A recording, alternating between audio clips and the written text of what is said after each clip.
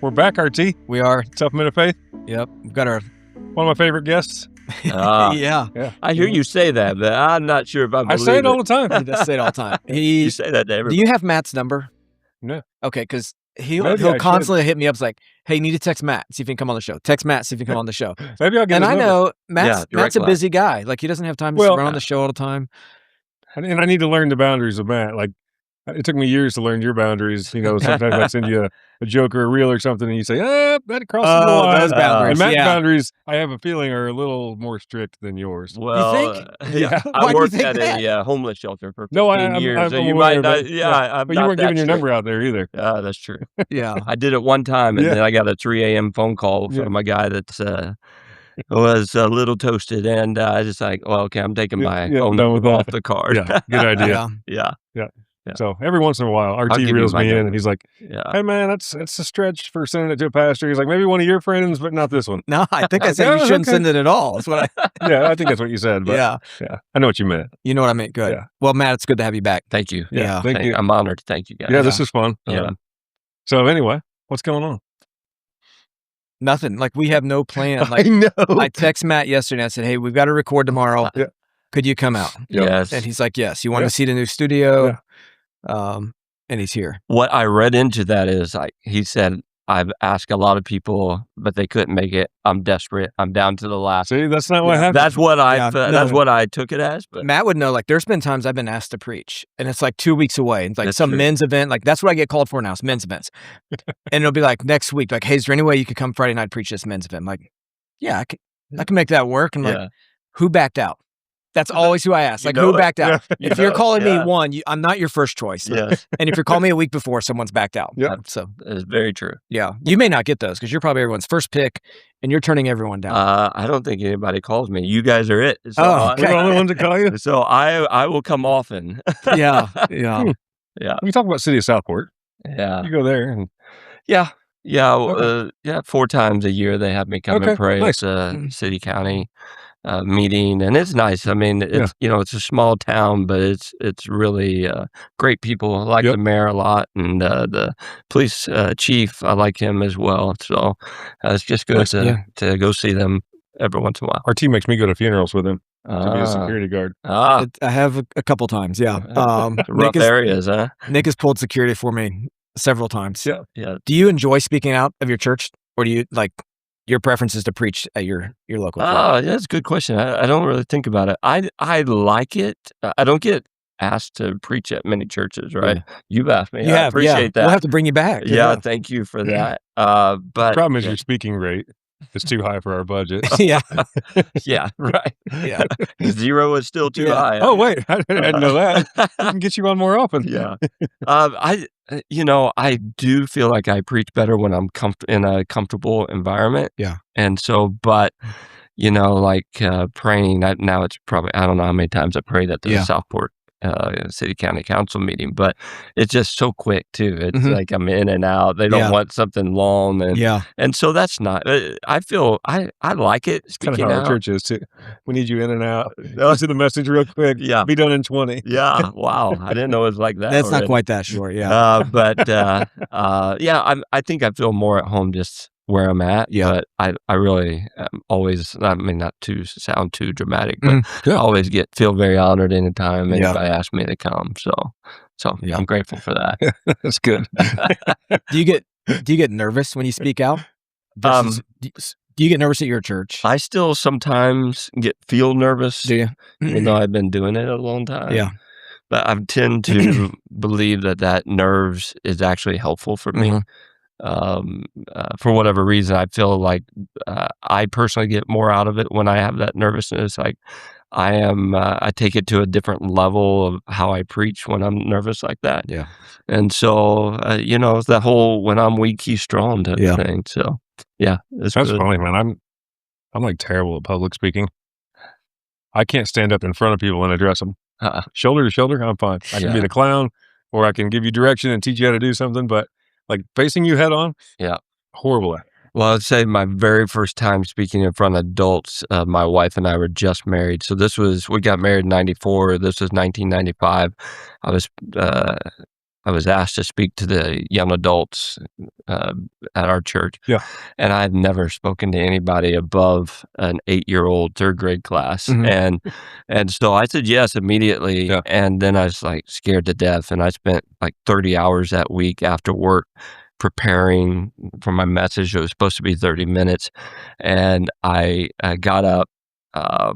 You give them the Cliff Notes. I spoke for 8 minutes. Yeah. Sat down. I sweated through it because I had a sports coat on at that time. Sweat through that. Like you could feel it was so wet, you could feel that. Yeah. I sit down and I lean over to my wife and I said, how was that? And she leaned back over, not very good.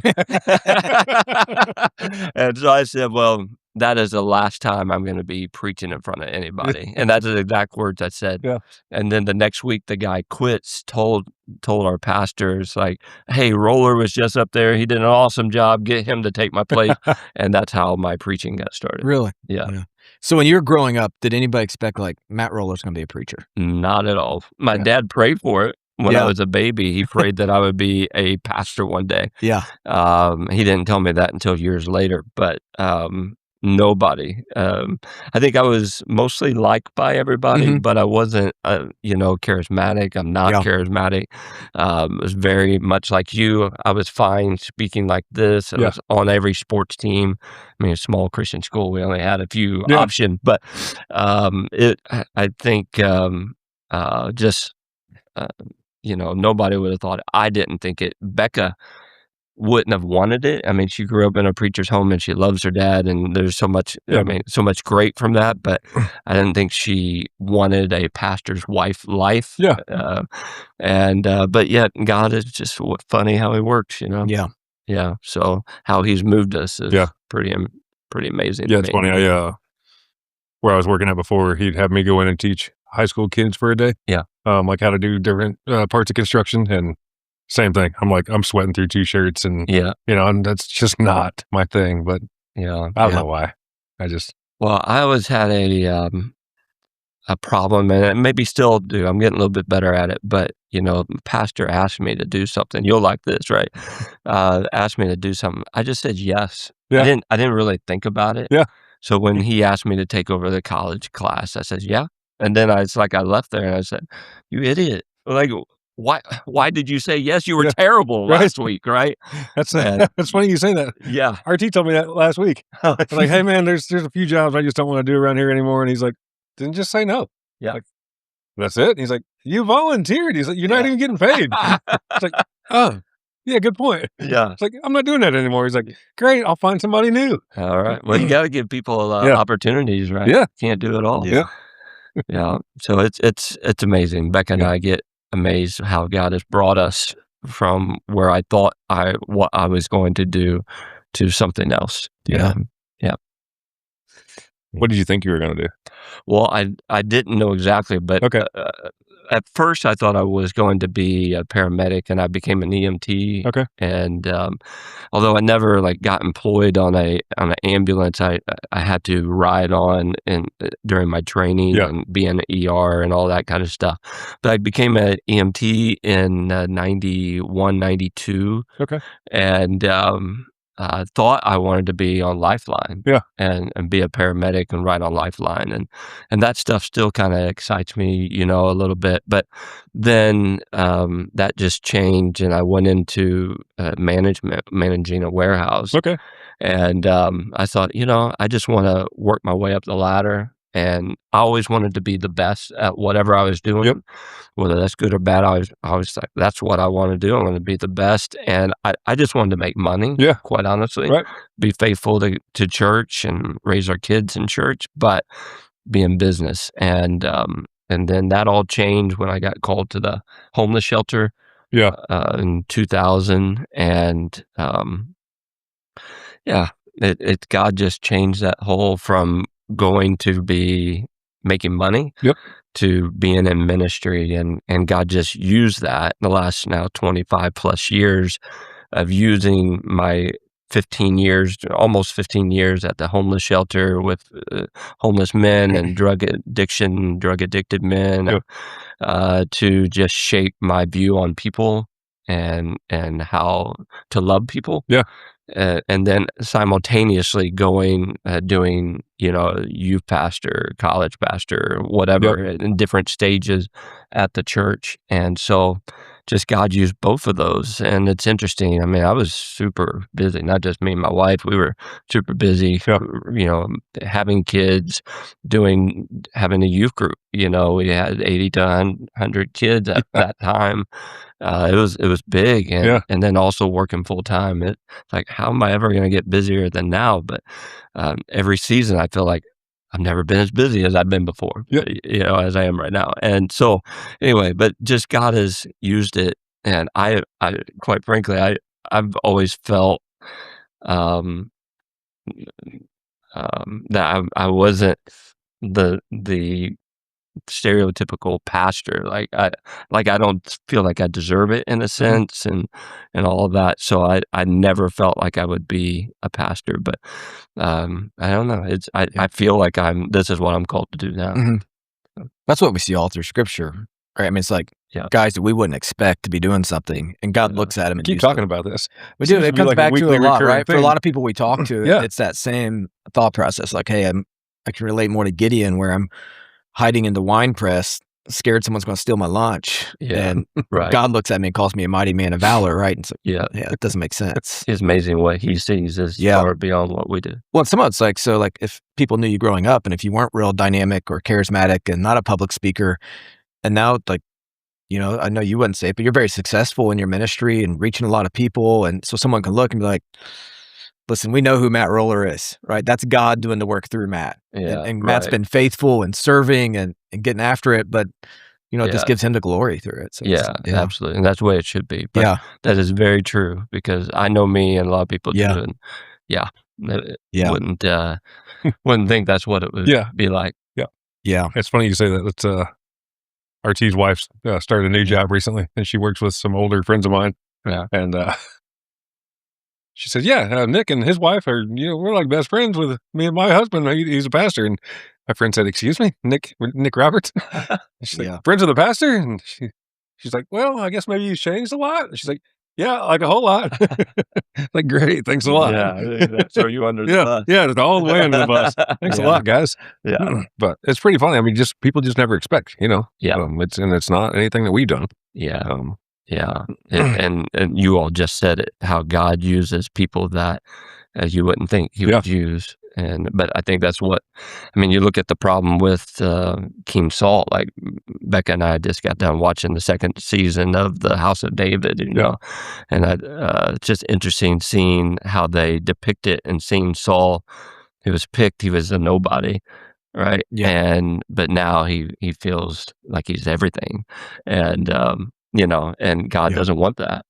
He wants a humble heart. So, have you found like the pride, like seeping in your life at times, at different seasons? But this is good, and it's also painful, but God, it seems to quickly knock me down. Quickly humble me again. It's like, I don't trash talk people anymore.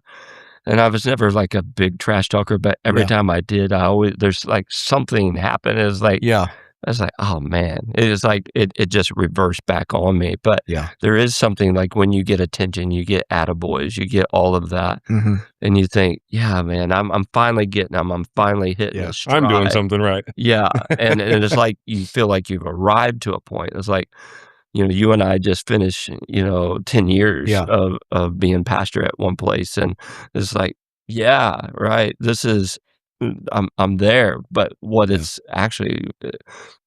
done for me recently is actually driven me to more prayer, because it's like, man, if it's not for him, without him, I would be nothing type of thing. But there's always that pride factor. If you allow that to get in, it can seep in, because you always have somebody, whether it's true or not, say, man, that's a great message, man, really appreciate you, man. Like, and if you hear enough of that, not like I hear a lot of it, but if you hear enough of it, you start taking that. And but man, I've hurt enough in my own life from just realizing I can't start going down that route. I naturally struggle with pride. So I think that's why God put me at the church I'm at. Just give me a lot of people to help keep me humble. Yeah. You need me to stop telling you that you killed it on Sundays? I don't get all the attaboys. But Yeah. I think we all, I mean, the Bible says there's three things there in the world: the lust of flesh, eyes, and the pride of life. Yeah. I think we all deal with it, but I've learned not to listen to like the ones that I can preach any sermon and they're going to tell me this is the greatest sermon in the world. Yeah. But then there's some people who critique everything I do. So it's like, I'm not going to listen to either extreme. Yeah. Right. Yeah. Who are these people? Just in general in life, right? Okay, Everyone has them, right? Just want to figure out what other idiots are telling you that you killed it. There was a dear lady, she passed away a number of years ago, but one day she came out, I'm always at the lobby saying goodbye to everybody, right? And she said, Matthew, one of the few people called me Matthew. Yeah. She said, that was a great message today. And I just smiled and thanked her, and she went on her way. We had a guest speaker that day. She told me that I did the great message, and it's like, all right, she doesn't hear a thing, and I'm not sure she's even awake. So, yeah. But pride, and what do they call it? Spiritual pride, spiritual arrogance, right? Yeah. For pastors, I think we can get there pretty quick. Yeah, I think it's easy, for pastors and everyone to look around and find someone who's not as far along in their sanctification, their walk of Christ as they are. Yeah. And point to them and be like, hey, at least I'm not like that guy. Yeah. I mean, I hang out with Nick and Blake. So you're head and shoulders above. Right. So well, at least we're not like that guy. At least I'm not like that guy. But that's where the Pharisees got, right? So it's easy to do that. Well, I don't know where we're going all this, but I don't either. I'm interested in why I hear of so many pastors fall into sexual sin. Yeah. And I think it's because there's a level of pride comes in, and then there's a tension that they get. And there's something obviously going on with their own walk and all that. But I'm wondering, it's like, could that happen to me? Of course, right? Well, look at anybody with sexual sin. I mean, I think pride is probably the driver behind that. Yeah. Yeah, I'm behind. I mean, just so anybody showing you just any bit of attention that maybe you don't feel like you're getting at home, or right. I think that you start thinking, man, I deserve this. Yeah. Or I deserve more. And I mean, look how detrimental that would be. I mean, of course, I get lustful thoughts from time to time, right? Like, okay, every day. And I was like, if I dwell on it, right, it's like I come to this conclusion, Matt, it's not worth it. It's not worth to hurt the wife that you love, my kid, to affect everything. Yeah, it just really wrecks your entire world. Yeah. I mean, there's just no stopping. And not, as a pastor, not just, just anybody. Yeah. Not just your world, right? Everybody around you. Yeah, exactly. Yeah. Yeah. Not worth it. No, not at all. Yeah. Yeah. Pride. I mean, because sexual sin, greed, right, just on down the list. Right? Usually pride's like the kind of the root of it. So absolutely. Yeah. Yeah. I think that's at the core of all of our sin is I want what I want, and I want it now. So no, I couldn't agree more. I think you're right. It's what I want. Yeah, and that's where it all starts. Yeah. But discipline, I've been thinking about discipline a lot too. It's physical discipline. I don't like to talk about that too much. Yeah. I tell everybody bread and sugar are my enemies, but the Bible tells me to love my enemies, and I really do. I'm just trying to be biblical here when I'm eating, too many cookies. But there's something about discipline. I think it's so important that it knocks against the pride, right? It's beating that down like a whack-a-mole game, right? That pride just keeps on sticking its head up, and you got this, whatever they called it, the hammer knocking it down, right? It's like, I have to do that. And that's part of my discipline is to just keep on knocking it down, right? And I think going back to the pastors or anybody that falls to sin, they stop. Yeah, stop with the hammer or the mallet. Yeah, they stopped it. Yeah. Because I still think that however long I live, that I will still have lust that I'm going to have to deal with. Yep. But how am I going to fight it, right? And I think that's a discipline. I think the discipline of prayer, the discipline of reading, the discipline of being open with others, accountability, those are all disciplines that I have to keep. And if that's when we get in trouble, when we stop. hitting that mole coming up, hitting that sin, that temptation. That's when we get hit, so to speak. Yeah. What does your discipline of prayer look like for you, personally? Yeah, it's changed to so try to put this in context. Over the last number of months, I've had this desire to love our church more and to also be a good friend to pastors. Because I feel like all the 10 years, I kind of been in my own lane, right? Stay in your lane, bro. And I'll meet with you from time to time and meet with other pastors. I have a good friend, John Lilly, out in Avon, a good pastor friend.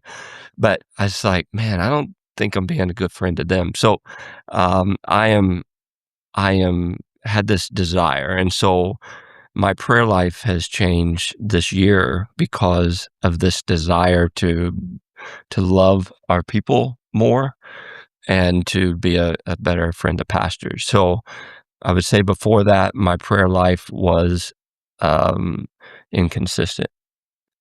Now it's more consistent, but it takes discipline because I've had our secretary put all of our people, members and attenders, and break them up in 6 days. And I'm praying for alphabetical, praying over each of our members and attenders at least once a week, right? So starting at A's, and I'm starting, there and just going. And the list just keeps on getting bigger. So what that means is my time. Your preaching is good. No. Thank you, Nick. I got you, buddy. So now I'm trying to be very intentional, and it takes a while to do it. Now, I mean, you could go through, hey, God, I'm praying for everybody on this list, and I felt like I did that today. It's just it was so busy today, but my prayer life has shifted just this year into doing that. And then Sundays I'm praying for pastors. So you get one of my texts that I'm praying, but you and I have been doing that for 10 years. So anyway, that's where my prayer life's at. I am doing more in prayer now than I think I've ever at any point in my life. Stopping to pray with people if, hey, how it goes, say, pray for me. And I said, let's do it now, right? And so, do it now or I'm going to forget. Literally. I don't know if that's me getting older, but the truth is I probably will. So I think they appreciate that more if you just take the time to do it. Yeah, let's just do that now. So anyway, I like the intentionality of it though. Like, we're breaking out all the members into 6 days and, we're going to be really intentional about actually praying for people. Yeah. It's, the discipline is staying with that. Right. Yeah. And a day like this it's kind of frustrated me, but just get back on the horse. Well, like with anything, I mean, you miss one day. Yeah. It's real easy to miss 2 and then 3 and just to, to continue and the discipline that it takes to jump back into it tomorrow. Yeah. I mean, things do come up and things do happen, but I agree. To make it happen again tomorrow, that takes discipline. Yeah, it definitely does. So those have kind of been what's been on my brain lately, is that, and just because I don't want to go backwards in that. I want to just keep on moving forward. And I think about we did 21 days of prayer at church, reading through one of David Early's books. This time was 21 Keys to Answered Prayer, and our church really responded to that very well. And but I was thinking about George Mueller, old name, but he had a prayer journal and recorded 50,000 answered prayers in his lifetime, and famous stories of taking care of orphans but not having any food or anything. And it's like, okay, sit them down at the table, let's pray. And then as soon as prayer's done, knock at the door. God brings milk, God brings bread, all of this. It's like, why can't that still happen? I know we're 2026 and the same God. So anyway, how do you keep track of, because I heard something you're doing in your church about like answered prayers, you got a board or something. Yeah. Do you do that personally, like to keep track of when God answers prayers? Yeah. Do you journal or? I've started, that's another discipline. We started doing a men's program called Fight Club in our church last October. And do that. I'm just kidding. Nick's part of it. I don't know if it's the same type of fighting club. It's the same one.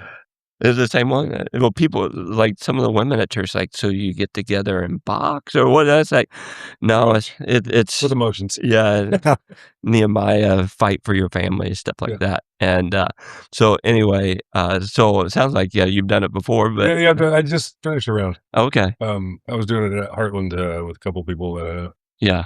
Okay, well that's cool. So anyway, I started journaling there because they encourage that. Right. And so I've done that sporadically through my life, but so I've started doing it since then, since last October.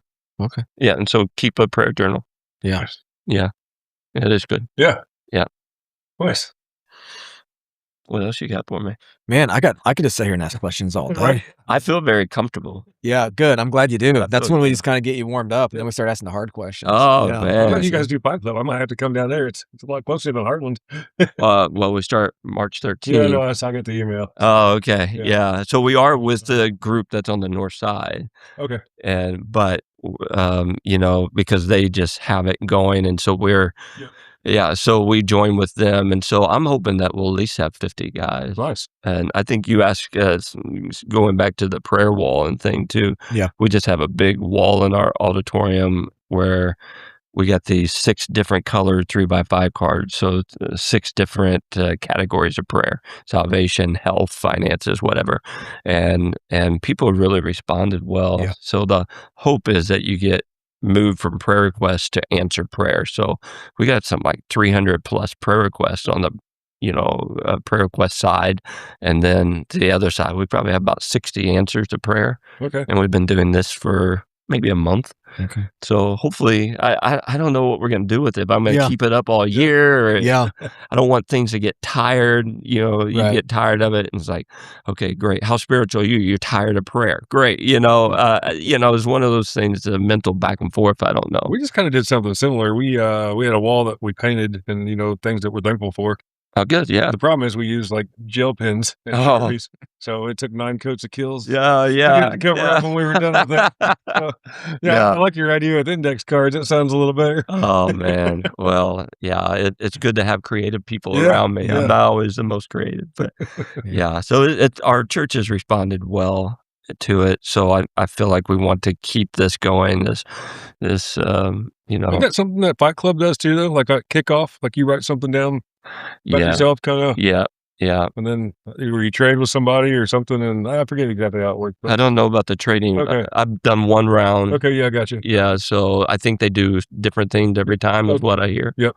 Yeah, so it's the same thing, something you want to change, something, about yourself, something that's personal, somebody else can pray for, and then I think, you kind of throw them in a big pile, and everybody goes up and picks up one, and you got something to pray for somebody, and, it's just, I don't know. Yeah, they didn't do that with us, but you do have to give up something for the 10 weeks, and then each week it's something else that you have to give up, like sugar for a week or whatever. Yeah, the nutritional requirements and working out and physical, and it's pretty good.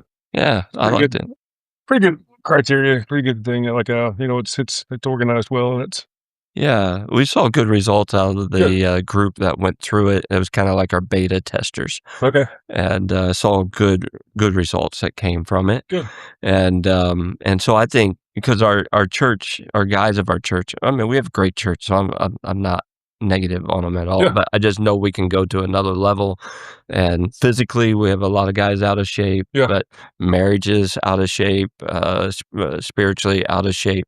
So I thought this was really a good thing to maybe get us in shape. Yep, I agree. Yeah.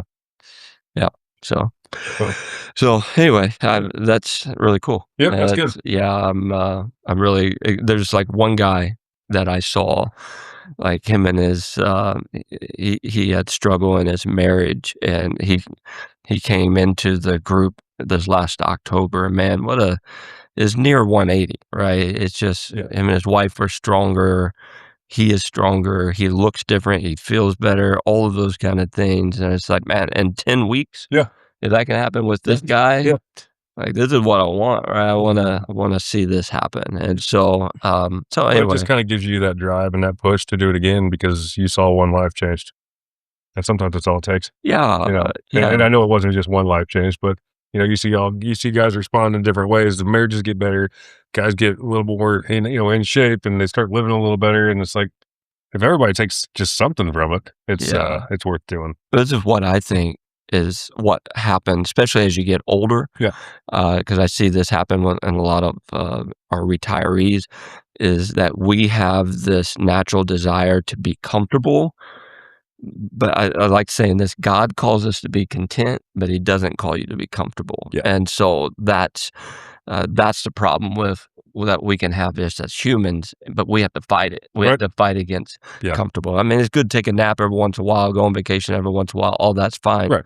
But your whole life can't be just be as comfortable as you can be, Right. because then it's just feeding yourself and not helping anybody else. Right. You're not doing anything worthwhile. I think it kind of goes back to the pride issue that we talked about earlier. Yeah. You want to be comfortable. You feel like I deserve to be comfortable. Yeah. And, it spirals. It just, I think it's the natural desire in a person that was like, we want to feel comfort. We want to feel, like all our needs are met, and all of those kind of things. And I'm satisfied, but I don't know. I think being content, being comfortable are just two different things. Like being thankful for where I'm at, content where I'm at, but yet not satisfied. Yeah, not finished. Right. Yep. Right. And I think that's why so many people's physical health get bad, because as you get older, it's just easier to just slough off. Yep. Right. And I just don't want to do that. Right. I've done that. I've been like way overweight. I've done that. And I just don't want to do that anymore, because I know once I revert back to something, I usually go back farther than when I first started doing better things. So it always gets worse. Yep. So anyway, we appreciate you coming on. We're almost at 30 minutes now. I can talk for I know you could, but you also got a place to get to. I do, yeah. We don't want to take up all your time. So. Yeah, we're getting close. Yeah, I know. So that's my job here, is to wrap people up to talk. You're the hitman. You're the one that closes. He's the closer. The closer, yeah. But no, we really appreciate the time you've given us. Yeah, dude. You've been coming on this from the beginning. Back when no one was listening. Since we were in a closet. You would show up. I know. I remember room that. closet. I remember You're like, that. man, yeah. What are we gonna do in this room? It's 5 by 8. I would tell you, I was nervous that first time because I didn't know what to expect. Yeah, we didn't either. Yeah, yeah. So we're 4 years at it now. 5 years. Yeah, I think so. Yeah. Well, from my point of view, I want to thank you guys, all three of you, for just pouring into men's lives. I think it's great. We have some of our people that listen that tell me about it and have been to the farm, the summit out there, and they've really enjoyed it. Speaking of which, we'll have to get you back out to the farmstead summit. He asked me the time before, but I think we had something going on that was kind of conflicting, and so I appreciate always the offer, but I do appreciate your ministry to guys. So. Yeah, we appreciate it. Thanks for coming on, and thank you.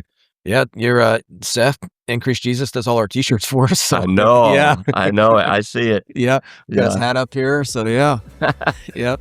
All right. Well, thanks again for coming on, and my pleasure. Man, it's always great. Yeah, talk to you soon. Thank you, buddy. See you.